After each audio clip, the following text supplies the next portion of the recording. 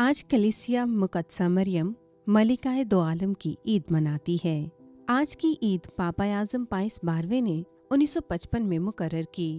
पहले पहल ये ईद 31 मई को मनाई जाती थी, ताहम अब इस ईद को मुकद्दसा मरियम के आसमान पर उठाए जाने के बाद मनाकर मजीद वाज़े और पुरमायनी कर दिया गया है। चूँकि हम खुदावन यीशु मसीह को बादशाह तस्लीम करते हैं, इसलिए मुकद्दसा मरियम को मलिका का लक़ब दिया जाता है।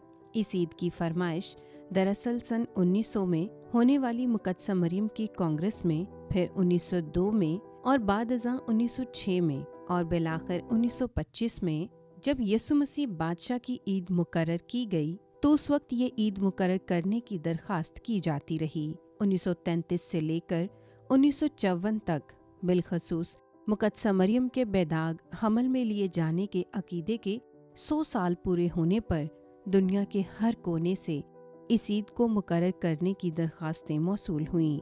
पस पापा आज़म पाइस 12वें ने मोमनीन की बेपनाह अकीदत व इसरार के मद्देनज़र इस ईद को मुकर्रर फरमाया। अब ये ईद हर साल 22 अगस्त को मनाई जाती है। ए कादर मुतलक खुदा बाप, हम मुकद्दसा मरियम अपनी माँ के लिए तेरा शुक्र अदा करते हैं। बख्श दे कि हम उसकी ताज़ीम करते रहें और उससे फ़ज़ाइल और बरक़ात पाकर हमेशा तेरे नाम की तमजीद करते रहें। आमीन। आप सभी को मुकद्दसा मरियम मलिकाए दो आलम की ईद मुबारक हो।